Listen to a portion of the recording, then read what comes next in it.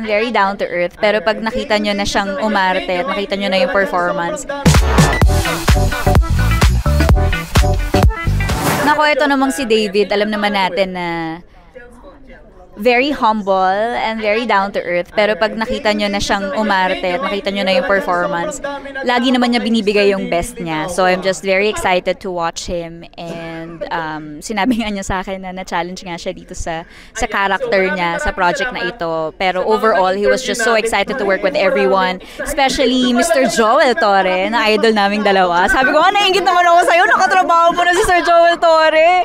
So ayun, ang aasahan ko dito ay syempre tatawa, kikiligin, and most of all, maraming matututunan talaga.